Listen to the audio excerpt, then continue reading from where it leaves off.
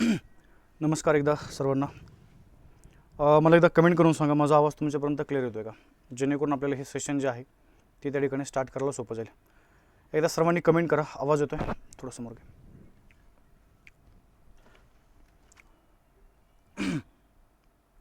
ठीक आहे. बघा, आपण कालच्या लेक्चरमध्ये जिथपर्यंत आलो होतो थोडंसं आपण त्याच्या आज पुढे जाऊया. बघा, आपण राज्यसेवा असेल किंवा संयुक्त पूर्व गट ब असेल, गट क असेल आणि इतर ज्या काही तुमच्या तत्सम परीक्षा आहेत या अनुषंगाने आपण ही बॅच त्या ठिकाणी सुरू केलेली आहे आणि या बॅचचा आजचा हा तुमचा दुसरा लेक्चर आहे. बघा, एक पहिलं प्रकरण आपण सुरू केलेलं आहे, ज्या प्रकरणाचं नाव लक्षात ठेवा. चला, युरोपियन कंपन्यांचं भारतामधलं आगमन जे आहे हे आगमन त्या ठिकाणी आपण काय करतो बघा या भागामध्ये पाहतोय. तर माझा पहिला मुद्दा लक्षात ठेवा. चला, कालच्या लेक्चरमध्ये कालचं लेक्चर तसं मी तुम्हाला यूट्यूबवरती पण अपलोड केलेलं आहे, तुम्ही तिथेही बघू शकता. आपल्या बॅचमध्ये पण त्या ठिकाणी हे लेक्चर मी अपलोड केलेलं आहे, तुम्ही तिथेही बघू शकता. आता पहिला भाग लक्षात ठेवा. चला बघा, आपल्याला काय करायचं आहे. मग आता कालचं सेशन जे होतं त्या कालच्या सेशनमध्ये मी जिथपर्यंत आलो होतो आज त्याच्या थोडंसं मी पुढे जातो. बघा, मी तुम्हाला आपल्या भारतामध्ये येणारे जे काही युरोपियन व्यापारी आहेत त्यांचा क्रम आपण त्या ठिकाणी बघितला होता, नंतर कंपन्यांचा क्रम आपण बघितला होता आणि नंतर भारतातनं युरोपला जाणाऱ्या ज्या काही कंपन्या आहेत त्यांचा पण क्रम जो आहे तो आपण कालच्या सेशनमध्ये काय केलं होतं बघा त्या ठिकाणी समजून घेतला होता. मग आता भारतामध्ये व्यापार करण्याच्या अनुषंगाने स्थापन झालेली पहिली जर कंपनी कोणती असेल तर त्या कंपनीचं नाव लक्षात ठेवा. चला बघा, ती आहे पोर्तुगीज ईस्ट इंडिया कंपनी. आणि मग आजच्या या लेक्चरमध्ये आपण काय करू बघा, ह्या कंपनीचा पूर्णपणे आपल्याला अभ्यास करायचा आहे, ज्या कंपनीचं नाव लक्षात ठेवा. चला, पोर्तुगीज ईस्ट इंडिया कंपनी. आता माझा पहिला मुद्दा असा आहे, आपल्याला काय करायचं माहिती आहे का, ह्या कंपनीचा अभ्यास करत असताना पोर्तुगीज ईस्ट इंडिया कंपनी, चला एक एक भाग आपण त्या कंपनी संदर्भातला समजून घेऊया. सुरुवातीला ह्या कंपनीचे जे काही खलाशी म्हणू किंवा जे काही त्या ठिकाणी प्रतिनिधी आपल्या भारतामध्ये आले त्यांची एक लिस्ट आपल्याला माहीत असणं आवश्यक आहे. आता आपल्याला काय करायचं माहिती आहे का, सरळ सरळ ह्या कंपनीचा अभ्यास तुम्हाला एकूण 3 भागामध्ये करायचा आहे. किती भागामध्ये बघा, 3 भागामध्ये.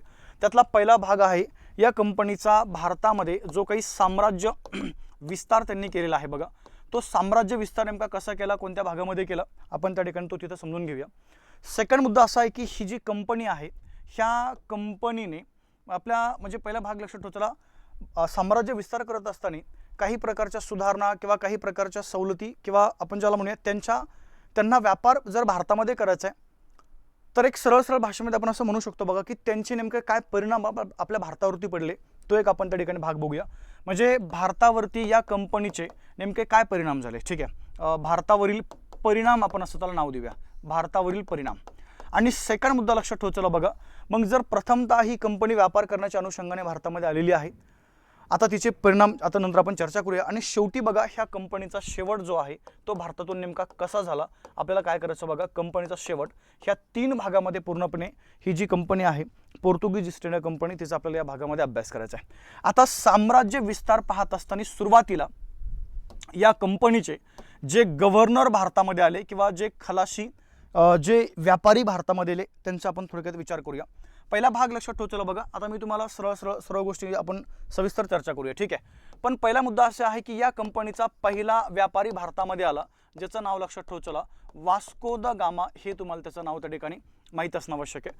त्यानंतर 2 नंबर आपण जर बघितलं बघा, अल्ब्रेज काब्राल म्हणून नावाचं एक खलाशी आहे. काय बोललोय, अल्ब्रेज काब्राल. बोलतो मी तुम्हाला सविस्तर प्रत्येकाचं नेमकं भारतामध्ये येण्यापाठीमागचं इंटेन्शन काय होतं आपण अशी सविस्तर चर्चा करूया. एक आहे बघा वास्को द गामा, 2 नंबर तुम्हाला सांगितलं अल्ब्रेज काब्राल आहे. वास्को द गामा त्या ठिकाणी पुन्हा डबल एकदा आलेला आहे, तो एक वेगळा भाग लक्षात ठेवा. चला, वास्को द गामा या ठिकाणी पुन्हा आलेला आहे. प्रथमतः वास्को द गामा 1498 मध्ये, अल्ब्रेज काब्राल त्या ठिकाणी 1500 मध्ये आणि पुन्हा एकदा काय झालं बघा, वास्को द गामा 1502 मध्ये या ठिकाणी भारतामध्ये आलेला आहे. त्यानंतर चौथा जर आपण व्यक्ती बघितलं बघा, त्या व्यक्तीचं नाव लक्षात ठेवा. चला, नावं थोडे खतरनाक आहेत, डेंजर आहेत, परंतु आपल्याला ते माहीत असणं आवश्यक आहे. Alfonso de Albuquerque. काय बोललोय, अल्फान्सो डी अल्बुकर्क. हा अल्फान्सो डी अल्बुकर्क 1503 मध्ये भारतामध्ये आला. त्यानंतर 5व्या क्रमांकाला आला बघा, ज्याचं नाव लक्षात ठेवा. चला, फ्रान्सिस डी अल्मेडा. काय बोललोय, फ्रान्सिस डी अल्मेडा. हे नावं थोडे लक्षात ठेवा. चला बरं का, कारण की तुम्हाला बऱ्याचदा एक्झाममध्ये यांच्या ह्या नावावरती प्रश्न विचारत होतो बघा. फ्रान्सिस डी अल्मेडा 1505 मध्ये आहे, गव्हर्नर आहे तो, बोलू आपण त्याच्याबद्दल. त्यानंतर बघा 6वा व्यक्ती आहे पुन्हा एकदा, हा जो अल्फान्सो डी अल्बुकर्क आहे हा पुन्हा एकदा आपल्या भारतामध्ये आला बघा. त्याचा सेकंड जो टर्म आहे किंवा सेकंड जो कालखंड आहे तो लक्षात ठेवा. चला, 1509 आहे. त्याच्यानंतर आपण जर बघितलं बघा, 7वा एक व्यक्ती आहे, ज्यांचं नाव तुम्हाला त्या ठिकाणी माहीत पाहिजे, निनो डी, आपण त्यांना त्या ठिकाणी कुन्हा म्हणूया, निनो डी कुन्हा. जर कालखंड जर बघितलं बघा तर 1500 या ठिकाणी सरळ सरळ जो कालखंड आहे 1509 अल्बुकर्कचा आहे, आणि 1515 हा जो कालखंड आहे हा त्या ठिकाणी निनो डी कुन्हाचा आहे. तो एक भाग आपल्याला या ठिकाणी माहीत असणं आवश्यक आहे. आणि त्याच्यानंतर आपण जर बघितलं बघा, 8 आणि 9व्या क्रमांकाचे 2 व्यक्ती आहेत. 8व्या क्रमांकाला आहे बघा गार्सिया डी नरोना. काय बोललंय? गार्सिया डी नरोना हे त्याचं नाव आहे, गार्सिया डी नरोना. नावं थोडे लक्षात ठेवू चला. गार्सिया डी नरोना 1538 मध्ये तो आलेला आहे, 1538 मध्ये. आणि सर्वात शेवटचा एक म्हणजे एक महत्त्वाचा व्यक्ती बघा, ज्याचं नाव लक्षात ठेवू चला, फ्रान्सिस डी डिसूजा. काय बोललोय? फ्रान्सिस डी सूजा, हे तुम्हाला त्याचं नाव माहीत पाहिजे. आणि जी व्यक्ती भारतामध्ये आली बघा 1542 मध्ये. आता एकंदरीत आपण ह्या सर्वांचा या ठिकाणी जर विचार केला, हे सर्व त्या ठिकाणी युरोपियन, काही खलाशी आहेत, काही व्यापारी आहेत, काही गव्हर्नर आहेत. मग आता यांच्या कालखंडामध्ये नेमकं काय काय झालंय सविस्तर आपल्याला चर्चा करायची आहे. परंतु पहिला भाग आपण जर बघितलं, वास्को द गामा 1498 मध्ये फर्स्ट टाइम आलाय. सेकंड बघा अल्बरेज काब्राल आहे, ज्यांनी आफ्रिका खंडाचा शोध लावला. त्यानंतर आपण जर बघितलं बघा, second time Vasco the gamma आलेला आहे. तसं आपण जर बघितलं तर वास्को द गामा एकूण 3 वेळा भारतामध्ये येऊन गेला, 1498 मध्ये, त्यानंतर 1500 मध्ये, आणि पुढचा कालखंड 1524 मध्ये. मी तुम्हाला बोलतो पुढच्या कालखंडामध्ये काय असेल ते. त्यानंतर हे सर्व व्यक्ती त्या ठिकाणी भारतामध्ये आले बघा. आता एक मुद्दा असा आहे, थोडंसं मी तुम्हाला इथं डायग्राम एक काढू आपण बघा. जर तुम्ही इथं भारताचा जर किनारी भाग जर बघितला, किंवा ज्याला आपण तटवर्ती भाग म्हणूया, ह्या तटवर्ती भागाचा आपण जर विचार केला तर हा पूर्णपणे इथं दक्षिणेकडे हिंदी महासागर आहे. ओके, या भागामध्ये पूर्णपणे काय बघा अरबी समुद्र आहे, आणि इकडल्या स्पेसमध्ये त्या ठिकाणी बंगालचा उपसागर आहे. आता काय बोलतो, थोडंसं माझ्या बोलण्याकडे सर्वांनी लक्ष द्या. आणि इकडे जर आपण बघितलं बघा, डायग्राम आपण थोडीशी इथं व्यवस्थित काढून घेऊ, थोडंसं अलीकडे घेतो, पलीकडे झाली जरा ती. ओके, चला. इथं आपण जर बघितलं बघा, सरळ सरळ त्या ठिकाणी हा तटवर्ती भाग आहे. ठीक आहे. अति दक्षिणेकडे बघा त्या ठिकाणी हिंदी महासागर इथं आपल्याला म्हणावं लागेल. हिंदी महासागराची पश्चिमेकडली शाखा म्हणजे अरबी समुद्र, आणि पूर्वेकडली शाखा म्हणजे बंगालचा उपसागर. आणि या भागामध्ये मग जावा असेल, किंवा तुमचं सुमात्रा नाव आहे बघा. आणि अजून जर बघितलं तर इंडोनेशिया, हे जे बेटं आहेत हे बेटं तुम्हाला त्या ठिकाणी इकडल्या स्पेसमध्ये पाहायला मिळतात. आणि हा पूर्णपणे जो भाग आहे हा अरबी समुद्राचा भाग आहे. आता पहिला माझा एक मुद्दा लक्षात ठेवला बघा, वास्तविकता काय झाली होती हे थोडंसं लक्षात थोडं समजून घेण्याचा प्रयत्न करत चला. हा अरबी समुद्र आहे. 1453 मध्ये, थोडं कालबद्दल तुम्हाला बोलतो मी, 1453 मध्ये ज्यावेळेस त्या अरबी व्यापाऱ्यांनी, रोमन एम्पायर मधल्या लोकांनी तो मार्ग बंद केला बघा, त्यावेळेस त्यांनी काय केलं, इथं पूर्णपणे हिंदी महासागरावरती आपलं वर्चस्व जे आहे ते निर्माण केलं बघा. आणि त्याच अरबी व्यापाऱ्यांनी, जे रोमन एम्पायर मधले होते, यांनी काय केलं बघा, ज्यावेळेस या ठिकाणी पूर्णपणे ह्या समुद्र भागावरती आपलं वर्चस्व निर्माण केलं, म्हणून त्याला त्या ठिकाणी नाव दिलं अरबी समुद्र. अरबी शब्द नाव त्याच्यावर पडलं नाव त्याला. अरबी समुद्र हे जे नाव आहे त्या ठिकाणी अरबी किंवा या रोमन लोकांनी या समुद्राचे नाव दिलेले आहे. आता माझा पहिला मुद्दा लक्षात ठेवला बघा. मग 1498 मध्ये काय बोलू तुम्हाला मी, इथं वास्को द गामा भारतात आलेला आहे. सेकंड टाइम आपण जर बघितलं बघा, अल्ब्रेज काब्राल हे 1500 मध्ये आला. आता अल्ब्रेज काब्राल कोण होता याच्याबद्दल तुम्हाला मी काल थोडंसं बोललेलो आहे. जर आपण अल्ब्रेज काब्राल बद्दल जर बोललो बघा, तर हा अल्ब्रेज काब्राल त्या ठिकाणी ज्यांनी आफ्रिका खंडाचा शोध जो आहे तो शोध त्या ठिकाणी लावला होता. हा पहिला एक भाग लक्षात ठेवला. आता मुद्दा असा आहे, मग 1498 मध्ये फर्स्ट टाइम ज्यावेळेस वास्को द गामा त्या ठिकाणी भारताच्या ह्या कालिकत बंदरामध्ये आला. कालिकत बंदरामध्ये आल्यानंतर इथं काय झालं बघा, हे जे अरबी व्यापारी होते, या अरबी व्यापाऱ्यांनी काय केलं बघा, या ठिकाणी सरळ सरळ या वास्को द गामाला पूर्णपणे विरोध केला होता. म्हणजे परिस्थिती अशी आली होती की वास्को द गामा या ठिकाणी महत्त्वाची तुम्हाला बोललो मी, ज्यावेळेस तो परत गेला 1498 मध्ये, परत गेला म्हणजे अक्षरशः लक्षात ठेवला अरबी व्यापाऱ्यामध्ये आणि या वास्को द गामामध्ये त्या ठिकाणी युद्ध झालं होतं. म्हणजे अरबी व्यापाऱ्यांनी वास्को द गामाला तिथून पळून लावलं होतं, आपण असं म्हणू शकतो. मग आता सेकंड टाइम ज्यावेळेस हा अल्ब्रेज काब्राल आला, त्याचं उद्दिष्ट हे होतं की पुन्हा जर आपण या प्रदेशामध्ये आलो, कोणी पण येऊ शकतो आपला प्रतिनिधी, त्यावेळेस इथं भारतातले जे काही त्या ठिकाणी तटवर्ती भागामधले जे राजे आहेत, जे त्या ठिकाणी संस्थानिक आहेत, त्यांनी आपल्याला मदत करायला पाहिजे. काय बोलू, त्या ठिकाणी आपल्याला त्यांनी मदत करायला पाहिजे. म्हणून त्या अल्ब्रेज काब्रालनी काय केलं बघा, अल्ब्रेज काब्रालनी पहिला भाग लक्षात ठेवला. जर तुम्ही इथं बघितलं तर 2 महत्त्वाचे त्या कालखंडामधले शहर आहेत बघा. त्यातलं पहिलं शहर आता सध्याच्या केरळ राज्यामधलं हे त्या ठिकाणी कोचीन नावाचं शहर आहे बघा. कोणतं? कोचीन. आणि अजून एक लक्षात ठेवला, तिथे एक शहर आहे कुन्नूर नावाचं. कोणतं बोललो बघा, कुन्नूर. आता हे 2 महत्त्वाचे जे काही त्या ठिकाणी हे त्या कालखंडामधले तिथले महत्त्वाचे जे काही ठिकाणं होते, या दोन्ही ठिकाणच्या राजांची भेट कोणी घेतली बघा, ही घेतली त्या ठिकाणी सरळ सरळ या अल्ब्रेच काब्रालनी। याचं मत असं होतं की यानंतर जर आमचा एखादा प्रतिनिधी या भागात आला आणि जर त्याला अरबी व्यापाऱ्यांनी या ठिकाणी जर पुन्हा त्यासोबत युद्ध केलं तर कदाचित तुम्ही काय करा बघा, त्या आमच्या प्रतिनिधीला तुम्ही त्या ठिकाणी मदत करा। म्हणून काय केलं बघा, या अल्ब्रेच काब्रालनी कोचिन आणि या कुन्नूरच्या राजांच्या काय केल्या बघा, त्या ठिकाणी भेटी आपण ज्याला म्हणूया, ह्या त्या ठिकाणी भेटी घेतलेल्या आहेत। आता सेकंड मुद्दा मग काय झालं बघा, पुन्हा एकदा वास्को द गामा जो आहे या ठिकाणी 1502 मध्ये भारतामध्ये आला। परंतु आता पहिला भाग लक्षात ठेवा, ज्यावेळेस 2 मध्ये आला पुन्हा तीच परिस्थिती या अरबी व्यापारामध्ये आणि वास्को द गामामध्ये काय झालं बघा, त्या ठिकाणी पूर्णपणे वाद झाले। मग आता वाद झाल्यानंतर पहिला मुद्दा असा आहे की आता सेकंड टाइम ज्या वेळेस या ठिकाणी अल्फान्सो डी अल्बुकर्क 1503 मध्ये भारतामध्ये आला, त्याचं उद्दिष्टच हे होतं की आपल्याला काय करायचं बघा, की भारतामध्ये जाऊन हे अरबी व्यापारी आपल्याला त्रास देत आहे, बरोबर आहे की नाही? कारण की आम्ही जर या भागामध्ये जर व्यापार करायला आलो तर पहिला मुद्दा अरबी व्यापारी आम्हाला काय करताय, त्या ठिकाणी त्रास देताय, आमच्यासोबत युद्ध करताय। मग आता ह्या तटवर्ती भागामध्ये आमची एखादी वसाहत किंवा ज्याला आपण व्यापारी केंद्र म्हणूया, हे व्यापारी केंद्र त्या ठिकाणी असणं आवश्यक आहे, असं उद्दिष्ट घेऊनच आपण ज्याला म्हणूया, हा जे काही त्या ठिकाणी अल्बुकर्क आहे तो 1503 मध्ये या ठिकाणी भारतामध्ये आला। कधी बघा, 1503 मध्ये। आता याचा मुद्दा असा होता की चला 1498 मध्ये ही कंपनी कालच तुम्हाला बोललो स्थापन झालेली आहे। मग आता एकंदरीत आपण जर बघितलं बघा, थोडंसं आपलं काल बोलणं झालेलं आहे की ही जी पोर्तुगीज कंपनी आहे बघा, ह्या पोर्तुगीज कंपनीची स्थापना ही आपण काल बघितली होती बघा। ही त्या ठिकाणी स्थापना कधीची आहे, 1498 ची। मग आता या कंपनीने काय केलं बघा, त्यांची भारतातली जी पहिली वसाहत आहे, म्हणजे पहिला मुद्दा अल्ब्रेच काब्राल असेल किंवा वास्को द गामा असेल, ह्या 2 लोकांनी काय केलं बघा, ह्या 2 लोकांना या अरबी व्यापाऱ्यांनी सुरुवातीला त्रास दिला होता। मग या अल्बुकर्कचं मत असं आहे की आता जर आपण इथं आपली वसाहत निर्माण केली तर हे लोक त्या ठिकाणी आपल्याला त्रास देणार नाही येतं। आणि पहिला भाग तुम्हाला मगाशी बोललोय मी की जो अल्ब्रेच काब्राल आहे तो अल्बुकर्कच्या पहिले भारतामध्ये आला होता आणि त्यांनी त्या कुन्नूरच्या आणि कोचिनच्या राजांच्या भेटी घेतल्या होत्या। मग आता इथं काय झालं बघा, जसं या ठिकाणी हा जो अल्बुकर्क आहे इथं 1503 मध्ये भारतामध्ये आला, 1503 मध्ये भारताबरोबर आल्यानंतर यांनी काय केलं बघा, 1503 मध्ये सरळ त्यांची भारतातली पहिली वसाहत निर्माण केली कोचिनमध्ये।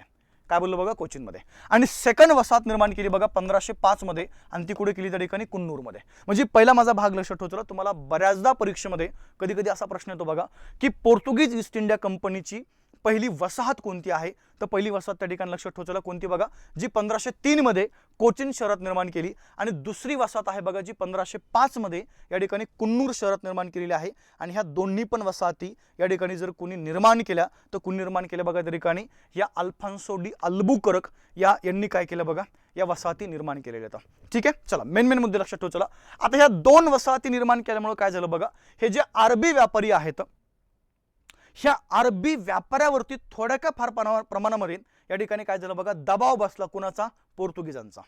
आणि त्याच्यानंतर म्हणजे अल्बुकर्कच्या नंतर या ठिकाणी फ्रान्सिस डी अल्मेडा 1505 मध्ये इथं ह्या भागामध्ये आला।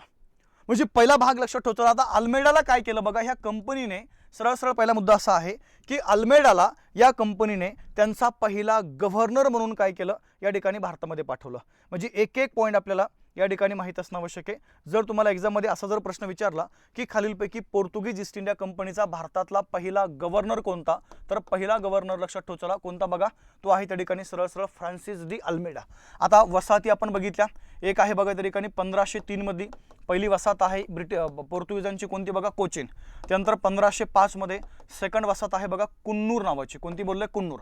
ओके, आणि जर तुम्ही पहिला गव्हर्नर जर बघितलं तर पोर्तुगीज ईस्ट इंडिया कंपनीचा पहिला गव्हर्नर आहे फ्रान्सिस डी अल्मेडा, हे नाव लक्षात ठेवा। आता मुद्दा असा आहे बघा, अल्मेडाला काय करायचंय। आता जसं अल्मेडा भारतामध्ये आला पहिला गव्हर्नर म्हणून, इथं पण तीच परिस्थिती आहे। या अरबी व्यापाऱ्यांनी काय केलं बघा, पुन्हा त्या अल्मेडाला त्रास द्यायला सुरुवात केली। परंतु पहिला भाग असा होता की जर आता हे जे काही तटवर्ती या भागातले जे काही राजे होते हे पूर्णपणे पोर्तुगीजांच्या संपर्कामध्ये होते, कारण की ह्या राजांना पहिल्यापासून ह्या अरबी व्यापाऱ्यांनी पूर्णपणे त्रास दिला होता। आणि त्यामुळे हे तटवर्ती राज्य पण त्या ठिकाणी त्या व्यापाऱ्यावरती नाराज होते, अरबी व्यापाऱ्यावरती। आणि आता जर दुसरी एखादी कंपनी, जसं बघा ही युरोपियन व्यक्ती पोर्तुगीज जर भारतामध्ये येत आहे, व्यापार करताय, याचे उद्दिष्ट 2 आहेत, म्हणजे फायदा 2 आहे। पहिला मुद्दा लक्षात ठेव चला. आता जर पोर्तुगीज व्यापारी जर या भागामध्ये येऊन व्यापार करताय तर अरबी व्यापाऱ्यावरती एक प्रकारचा दबाव पडू शकतो. आणि दुसरा मुद्दा असा होता की हे व्यापारी असे आहेत जे पोर्तुगीज व्यापारी जे या भागामध्ये व्यापार करताय तसा मोबदला पण त्या ठिकाणी आम्हाला देत आहे. म्हणून भारतीय राजांनी काय केलं बघा, जे किनारवर्ती राजे आहेत त्यांनी पोर्तुगीजांना सपोर्ट केला. मग ज्यावेळेस अल्मेडा भारतामध्ये आला, अल्मेडाने काय केलं माहितीये का, सरळ सरळ पहिला मुद्दा लक्षात ठेव चला. भारतामध्ये एक धोरण राबवलं आणि ज्या धोरणाचं नाव लक्षात ठेव चला, ज्याला आपण त्या ठिकाणी अल्मेडा 1505 मध्ये भारतात आलेला आहे. हे वर्ष लक्षात ठेव चला, 1500 किती बघा 5. आणि आल्यानंतर अल्मेडाने एक धोरण राबवलं बघा, ज्या धोरणाचं त्या ठिकाणी नाव लक्षात ठेव चला, आपण ज्याला म्हणूया निळे पाणी धोरण. काय बोलू आपण त्याला, निळे पाणी धोरण, ज्याला आपण ब्ल्यू वॉटर पॉलिसी म्हणतो. आता ही ब्ल्यू वॉटर पॉलिसी काय आहे किंवा निळे पाणी धोरण नेमकं काय आहे हे त्या ठिकाणी तुम्हाला माहित असणं आवश्यक आहे. परंतु या अल्मेडाने काय केलं बघा, ह्या 2 ठिकाणी ऑलरेडी काय त्यांच्या वसाहती आहेत, पण 2 ठिकाणी वसाहती होत्या, परंतु इतर ठिकाणी जसं बघा आपण ज्याला म्हणूया त्या ठिकाणी या भागामध्ये आपण जर बघितलं बघा, अंजनदीव नावाचं एक बेट आहे. कोणतं बघा, अंजनदीव. त्यानंतर बघा इथं आपण जर बघितलं हे कुन्नूर नावाचं इथं तिथे एक ठिकाण आहे. आणि अजून एक ठिकाण लक्षात ठेवलं बघा, किलिओ नावाचं. कोणतं बोलले, किलिओ. या ठिकाणी काय केलं माहितीये का, या पोर्तुगीजांनी काही किल्ल्यांची बांधणी केली. काय बोललो, काही किल्ल्यांची काय बांधणी केली. म्हणजे त्या कालखंडामध्ये जेवढे किल्ले तुमच्या ताब्यामध्ये तेवढी ती सत्ता भारतातली स्ट्रॉंग असा एक समज होता. म्हणून ह्या पोर्तुगीजांनी काय केलं बघा, विशेष करून त्या ठिकाणी अल्मेडानी अंजनदीव, कुन्नूर आणि किलिओ या ठिकाणी काही किल्ल्यांची बांधणी केली. आणि ही किल्ले बांधल्यानंतर ह्या 2 ठिकाणी वसाहती निर्माण केल्यानंतर ह्या अल्मेडानी एक धोरण राबवलं भारतामध्ये, ज्याला मी मगाशी बोललोय निळे पाणी धोरण, ज्याला आपण ब्ल्यू वॉटर पॉलिसी म्हणतो. बघा आता ही ब्ल्यू वॉटर पॉलिसी नेमकी काय आहे बघा. आता एकंदरीत आपण जर बघितलं बघा, हा जो भाग आहे काल तुम्हाला सांगितलंय इथं पूर्णपणे हे अरबी व्यापारी व्यापार करताय, बरोबर आहे का नाही. आता अरबी व्यापारी इथं पण व्यापार करताय, परंतु पहिला भाग लक्षात ठेवला, जसं आता पोर्तुगीजांनी भारताच्या पश्चिम किनाऱ्यावरती आपलं वर्चस्व निर्माण केलं बघा, तसं काय झालं, ह्या अरबी व्यापाऱ्यांनी 2 मिनिटं माझ्या बोलण्याकडे लक्ष द्या बरं का. म्हणजे इथं ही घटना तुम्हाला माहित पाहिजे. जर तुम्ही पाठीमागे जर गेले 1453 मध्ये, कालचा थोडासा घटनाक्रम लक्षात ठेवला बघा. हा आपला आशिया खंड, इकडे युरोप खंड, आणि ह्या मधल्या भागामध्ये काय बघा त्या ठिकाणी हे पूर्णपणे अरबी व्यापारी होते. अरे बरोबर आहे का. मग या अरबी व्यापाऱ्यांनी तुमचं कालचं बोललेलं कोणतं बंदर, कॉन्स्टँटिनोपल शहर जे आहे ते बंद करून टाकलं होतं. आणि युरोपियन व्यापाऱ्यांचा आशिया खंडाशी असणारा व्यापार काय केला, बंद केला. आणि आता हे लोक त्या ठिकाणी व्यापार करत होते. कोणते लोक, अरबी लोक. आणि ह्या लोकांनी नंतर बघा ह्या भारताच्या पश्चिम किनाऱ्यावरती आपला वर्चस्व निर्माण केलं. पण जसं 1498 मध्ये पोर्तुगीज व्यापारी तिथं आले, नंतर अल्मेडा या कंपनीचा पहिला गव्हर्नर म्हणून त्या भागामध्ये आला, त्यावेळेस अल्मेडाने काय केलं बघा, या संपूर्ण भागावरती एक धोरण राबवलं, ज्याला मग नाव दिलं मी निळे पाणी धोरण. हे नेमकं काय आहे, 2 मिनिटं लक्ष द्या. आता हे अरबी व्यापारी काय करायचे माहितीये का, या अरबी समुद्रातून त्या ठिकाणी त्यांची जी काही जहाजं आहेत, कोणाचे, अरबी व्यापाऱ्यांची जहाजं, ह्या अरबी समुद्रातून त्या ठिकाणी सरळ सरळ ह्या किनारवर्ती भागातून जावा, सुमात्रा, इंडोनेशिया तिकडे ते जाऊन व्यापार करायचे. काय बोलले, हे अरबी व्यापारी जहाजामार्गे या भागात जाऊन काय करायचे बघा त्या ठिकाणी व्यापार करायचे. मग आता अल्मेडानी काय केलं, ह्या अरबी समुद्रामधून जे जहाज ये जा करतात त्या जहाजावर काय केलं बघा त्या ठिकाणी सरळ सरळ इथं टॅक्स लावला. काय केलं त्या ठिकाणी, टॅक्स लावला. त्याला म्हणायचंय निळे पाणी धोरण. काय म्हणायचं बघा त्या ठिकाणी, निळे पाणी धोरण. म्हणजे समुद्रामधून ये जा करणाऱ्या जहाजावरती जो टॅक्स त्या ठिकाणी लावला गेला त्याला आपण काय म्हणलं त्या ठिकाणी, निळे पाणी धोरण म्हणलोय. आणि हा टॅक्स कुणी लावला तर लक्षात ठेव चला, पोर्तुगीज ईस्ट इंडिया कंपनीचा पहिला गव्हर्नर, ज्याचं नाव लक्षात ठेव चला, काय बघा त्या ठिकाणी, त्याचं नाव आहे त्या ठिकाणी सरळ सरळ फ्रान्सिस डी अल्मेडा. हे नाव त्या ठिकाणी तुम्हाला माहीत असणं आवश्यक आहे. बघा आता मुद्दा असा आहे, मग या पोर्तुगीजांनी काय केलं बघा, जसं इथं हा टॅक्स लावला तसं अरबी व्यापाऱ्यांचं वर्चस्व कमी करण्याचा प्रयत्न केला. मी तुम्हाला पाठीमागे बोललो होतो की याला अरबी समुद्र आपण का म्हणतोय, कारण की अरबी व्यापाऱ्यांचं पूर्णपणे वर्चस्व त्या समुद्रावरती होतं, म्हणून आपण त्याला अरबी समुद्र म्हणतोय. मग आता अल्मेडाने काय केलं बघा, तुम्हाला मगाशी बोललो मी, अल्मेडाला पूर्णपणे यांचा प्रभाव नष्ट करायचा भारतातला, त्यातलं हे पहिलं पाऊल होतं. इथं टॅक्स लावला. मग आता टॅक्स लावल्यामुळे काय झालं बघा, अरबी व्यापाऱ्यांचा इकडे असणारा व्यापार त्या ठिकाणी कमी झाला. काय झाला, कमी झाला. हा पहिला भाग. दुसरा मुद्दा असा आहे, या अल्मेडाने काय केलं, अरबी समुद्राचं नावच बदलून टाकलं. जसं अरबी व्यापाऱ्यांनी त्याला अरबी समुद्र म्हणलं होतं, तसं अल्मेडाने काय केलं बघा, या समुद्राचं नाव बदललं आणि त्याला नाव दिलं पोर्तुगीज समुद्र. काय बोललं त्या ठिकाणी, पोर्तुगीज समुद्र. मग जर आपल्याला कधी मध्ये असं जर प्रश्न विचारला की खालीलपैकी कोणत्या पोर्तुगीज गव्हर्नरनी अरबी समुद्राला पोर्तुगीज समुद्र हे नाव दिलं? तर आपलं उत्तर पाहिजे बघा त्या ठिकाणी फ्रान्सिस डी अल्मेडा यांनी काय केले, ह्या अरबी समुद्राला या ठिकाणी सरळ सरळ पोर्तुगीज समुद्र असं म्हणलंय. हा एक वेगळा मुद्दा आपल्याला या ठिकाणी माहीत असणं आवश्यक आहे म्हणजे आहे. ओके, चला या थोडंसं पुढं. आता पहिला मुद्दा असा आहे बघा, मग या अल्मेडा नंतर 1505 ते 1509 हा त्या ठिकाणी पूर्णपणे अल्मेडाचा कालखंड आहे. मग अल्मेडा नंतर सेकंड गव्हर्नर एक भारतामध्ये आला, ज्याचं त्या ठिकाणी नाव लक्षात ठेव चला, अल्फान्सो डी अल्बुकर्क. काय बोललो त्या ठिकाणी? अल्फान्सो डी अल्बुकर्क हा पुढचा गव्हर्नर जो आहे तो त्या ठिकाणी भारतामध्ये आला. आणि त्याचा आपण जर कालखंड जर बघितला या अल्बुकर्कचा, तर अल्बुकर्कचा कालखंड लक्षात ठेव चला 1509 ते 1515 हा त्याचा त्या ठिकाणी एकूण कालखंड आहे अल्बुकर्कचा. तर पहिला मुद्दा लक्षात ठेव चला, मग या अल्बुकर्कच्या कालखंडामध्ये नेमकं काय काय झालंय हे आपल्याला या ठिकाणी माहीत असणं आवश्यक आहे. बघा त्यातली पहिली घटना लक्षात ठेव चला, या अल्बुकर्कने काय केलं, 1510 मध्ये काही महत्त्वाचे ठिकाणं लक्षात ठेव चला, जिथं त्यांनी त्यांच्या वसाहती निर्माण केला. 1510 मध्ये, त्यानंतर 1511 मध्ये आणि 1515 मध्ये अशा 3 ठिकाणी काय केलं बघा, त्यांनी त्यांच्या प्रमुख ज्या वसाहती आहेत त्या वसाहती काय केल्या बघा त्या ठिकाणी इथं निर्माण केलेल्या आहेत. तुम्हाला कधी कधी प्रश्न असा पण येतो की पोर्तुगीजांच्या वसाहतींचा योग्य क्रम लावा, तर हा क्रमही तुम्हाला लावता येणं आवश्यक आहे. परंतु पहिला भाग लक्षात ठेव चला, जर तुम्ही अल्फान्सो डी अल्बुकर्क बद्दल बोलले तर अल्फान्सो डी अल्बुकर्क या पहिले एकदा येऊन गेलेला आहे 1503 मध्ये. आता त्याचा हा सेकंड टाइम होता 1509 मध्ये. मग यांनी काय केलं बघा, 1510 मध्ये विजापूरची जी आदिलशाही आहे त्या आदिलशहाकडनं काय केलं बघा, गोवा जिंकून घेतला. काय जिंकून घेतलं? गोवा. आणि गोव्यामध्ये काय केलं बघा, 1510 मध्ये त्यांनी त्यांची या ठिकाणी वसाहत निर्माण केली. आणि गोवा जिंकून घेतल्यामुळे या अल्बुकर्कला भारतातील पोर्तुगीज सत्तेचा जनक म्हणायचं आहे.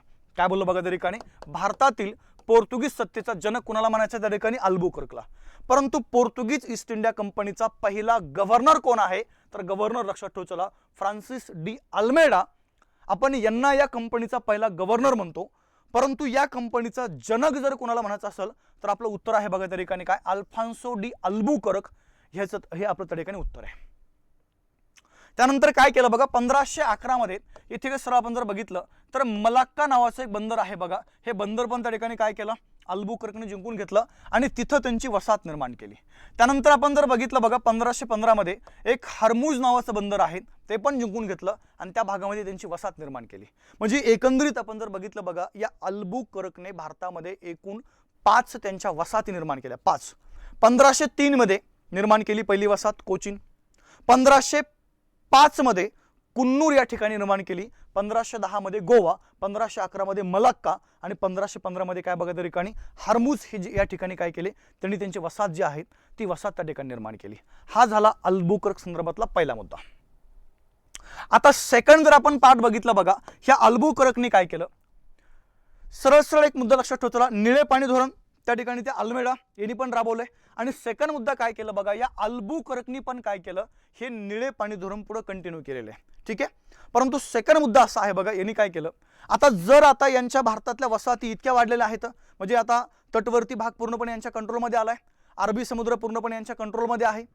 त्यानंतर बघा गोवा असेल, हर्मुज असेल, मलाक्का असेल, ओके, कुन्नूर आहे, कोचीन आहे, ह्या सर्व वसाहती आता कोणाच्या कंट्रोलमध्ये आल्या बघा त्या ठिकाणी, पोर्तुगीजांच्या.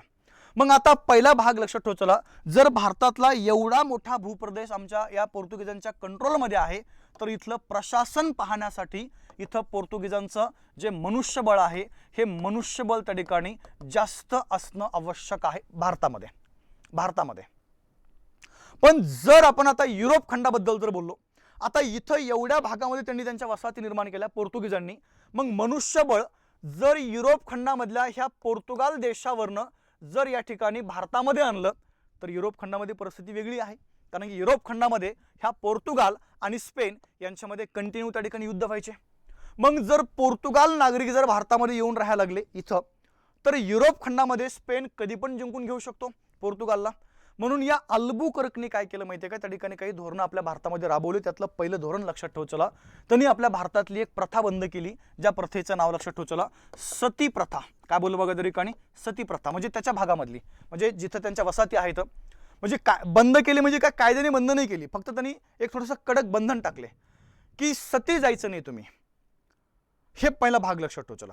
आणि त्यांनी पोर्तुगीज नागरिकांना काय सांगितलं, जे इथं आहेत की त्यांनी तुम्ही काय करा बघा, भारतीय स्त्रियांशी विवाह करा. म्हणजे पहिला माझा एक भाग लक्षात ठेव चला. या ठिकाणी सरळ सरळ दोन महत्त्वाचे इथं पॉईंट लक्षात ठेव चला. इथं सती प्रथा त्यांनी बंद केलेली आहेत आणि पोर्तुगीज नागरिकांना भारतीय स्त्रियांशी विवाह करण्यासाठी काय केलं बघा, त्यांनी प्रोत्साहन दिलेलं आहे. याचा अर्थ लक्षात ठेव चला, जर पोर्तुगीज नागरिकांनी भारतीय महिलांशी जर विवाह केले तर आपल्याला पोर्तुगालवरनं इथं पोर्तुगीज जास्तीत जास्त नागरिक आणण्याची गरज या ठिकाणी पडणार नाहीये. ठीक आहे, म्हणजे हे 2-4 मुद्दे आपल्याला या ठिकाणी सरळ सरळ या अल्बुकर्क संदर्भातले माहिती असणं आवश्यक आहे. पहिला 1510 मध्ये विजापूरच्या आदिलशहाकडनं गोवा जिंकून घेतला. 1511 मध्ये मलाक्का या ठिकाणी वसाहत निर्माण केली. 1515 मध्ये हरमुज या ठिकाणी वसाहत निर्माण केली. त्यानंतर सती प्रथा बंद केली. त्यानंतर पोर्तुगीज व्यापाऱ्यांना भारतीय महिलांशी विवाह करण्यासाठी काय केलं बघा, त्या ठिकाणी प्रोत्साहित केलं. आणि अजून एक भाग लक्षात ठेव चला, आपण जर बघितलं तर पहिला मुद्दा असा आहे, आपल्या भारतामध्ये बघा एक विजयनगर नावाचं साम्राज्य त्या कालखंडामध्ये होतं बघा. कोणतं साम्राज्य? विजयनगर. आणि या विजयनगर साम्राज्याचा एक राजा आहे कृष्णदेवराय. काय बोलला त्या ठिकाणी? कृष्णदेवराय. ह्या कृष्णदेवराय सोबत त्या ठिकाणी अल्बुकर्क यांचे संबंध मैत्रीत्वाचे होते. म्हणजे अल्बुकर्क आणि कृष्णदेवराय हे दोघं जण या ठिकाणी चांगले मित्र होते. आणि अजून एक पहिला भाग लक्षात ठेव चला, या अल्बुकर्कने काही अरबी घोड्यांची, आपण ज्याला म्हणूया त्या ठिकाणी अरबी घोडे जे आहेत हे त्या कृष्णदेवराय यांना त्या ठिकाणी दिले होते. म्हणजे ही एक घटना आपल्याला या ठिकाणी ह्या अल्बुकर्क संदर्भातली माहीत असणं आवश्यक आहे. जर आपल्याला परीक्षेमध्ये जर विचारलं तर आपल्याला सरळ सरळ हे जे मुद्दे आहेत ते मुद्दे त्या ठिकाणी माहीत असणं आवश्यक आहे बघा. ठीक आहे, चला या पुढं. आता या अल्बुकर्कच्या नंतर काय झालं बघा, अजून एक गव्हर्नर भारतामध्ये आला 1509 मध्ये, ज्यांचं नाव लक्षात ठेव चला बघा, निन्हो डी कुन्हा. काय बोलू तुम्हाला मी? निन्हो डी कुन्हा हे त्या ठिकाणी भारतामध्ये आले बघा. जर तुम्ही त्यांचा कालखंड जर बघितला तर 1515 मध्ये काय बोललंय, 1515 मध्ये निन्हो डी कुन्हा हे त्या ठिकाणी पोर्तुगीजांचे गव्हर्नर म्हणून भारतामध्ये आलेले आहेत. आता एकंदरीत आपण जर बघितलं बघा, इथं मुद्दा असा आहे, या निन्हो डी कुन्हाने काय केलं बघा, 1534 मध्ये, म्हणजे त्याचा एकूण कालखंड हा 1515 ते जवळजवळ 1538 पर्यंत आहे. पण 1534 मध्ये काय केलं बघा, थोडंसं मी तुम्हाला जर पाठीमागे जर घेऊन गेलो, मुघल बादशाह आपल्या, कारण की भारतामध्ये 1526 नंतर मुघल एम्पायर सुरू झालेला आहे. मग या गुजरात हे जे काही राज्य आहे बघा, कोणतं राज्य त्या ठिकाणी? गुजरात. आणि जर तुम्ही या त्या गुजरातच्या इथं जर बघितलं बघा, शासक जो आहे गुजरातचा शासक, ज्याचं नाव लक्षात ठेव चला, गुजरातचा शासक ज्याचं नाव बघा त्या ठिकाणी बहादूर शाह. काय बोललो मी? बहादूर शाह. आणि मुघल बादशाह ज्याचं नाव लक्षात ठेव चला, हुमायून. मग या हुमायून मध्ये आणि या बहादूर शहामध्ये या ठिकाणी वाद सुरू होते, भांडणं सुरू होते बघा. आणि या वादाचा फायदा घेतला या ठिकाणी निन्हो डी कुन्हाने. आणि या निन्हो डी कुन्हाने काय केलं बघा, सरळ सरळ आपण ज्याला म्हणूया की या ठिकाणी 1534 मध्ये पोर्तुगीजांची एक अजून एक वसाहत निर्माण केली बघा, या सुरत या ठिकाणी. कोणत्या ठिकाणी बोललोय? सुरत. त्यानंतर आपण जर बघितलं बघा, पुढचा भाग आहे सरळ सरळ 1500 या ठिकाणी 35 मध्ये या निन्हो डी कुन्हाने काय केलं, हे जे काही दीव नावाचं बंदर आहे तिथं पण काय केले बघा, त्यांची वसाहत जी आहे ती वसाहत त्या ठिकाणी निर्माण केलेली आहे. तो एक वेगळा भाग आपल्याला माहीत असणं आवश्यक आहे. आणि त्याच्या पुढे जर आपण बघितलं बघा, 1536 मध्ये यांनी काय केलं बघा, यांची पहिली वसाहत कोणती होती? कोचीनला. पण आता 1510 मध्ये त्या अल्बुकर्कने काय केलं, गोवा जिंकून घेतलाय. मग या निन्हो डी कुन्हाने काय केलं बघा, त्या कोचीनवरनं त्यांची मुख्य वसाहत ट्रान्सफर केली गोव्याला. आणि गोवा हे जे शहर आहे या गोव्याला काय केलं बघा, पोर्तुगीजांची मेन या ठिकाणी राजधानी बनवलं, मुख्य केंद्र बनवलं. कुणी बघा, या निन्हो डी कुन्हाने. हा एक वेगळा मुद्दा आपल्याला या ठिकाणी माहीत असणं आवश्यक आहे. जर आपल्याला एक्झाममध्ये प्रश्न जर विचारला की ह्या सर्व घटना कुणाच्या कालखंडामधल्या आहेत तर आपल्याला त्या ठिकाणी हे जे उत्तर आहे ते सांगता येणं आवश्यक आहे बघा. ठीक आहे, बऱ्याचदा तुम्हाला एक्झाममध्ये अशा टाईपचे प्रश्न विचारले जाऊ शकतात. ठीक आहे, आता कधी कधी प्रश्न वेगळा पण येतो बघा की पोर्तुगीजांच्या वसाहतीचा क्रम लावा, बरोबर आहे का नाही? मग आता क्रम कसा लावणार तुम्ही बघा, पोर्तुगीजांची पहिली वसाहत 1503 मध्ये या ठिकाणी कोचीन आहे, बरोबर आहे का रे? 1505 मध्ये या ठिकाणी कुन्नूर नावाची त्यांची एक वसाहत आहे. त्यानंतर आपण जर बघितलं बघा, 1510 मध्ये गोवा या ठिकाणी त्यांनी वसाहत निर्माण केली. त्यानंतर 1511 मध्ये मलाक्का नावाचं ठिकाण आहे तिथे त्यांनी वसाहत निर्माण केली.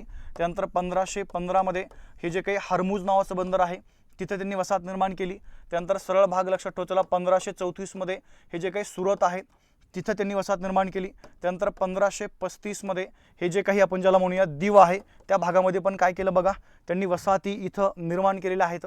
म्हणजे त्यांच्या वसाहतीचा क्रम जर विचारला तर तो क्रम त्या ठिकाणी आपल्याला माहीत असणं आवश्यक आहे. बऱ्याचदा तुम्हाला कधी कधी बघा एक्झाममध्ये या वसाहतीचा जो क्रम आहे तो क्रम त्या ठिकाणी विचारला जातो म्हणजे जातो. ठीक आहे, चला यानंतर पुढं बघा, निन्हो डी कुन्हाच्या नंतर अजून एक व्यक्ती आलता बघा, ज्याचं नाव लक्षात ठेव चला, गार्सिया.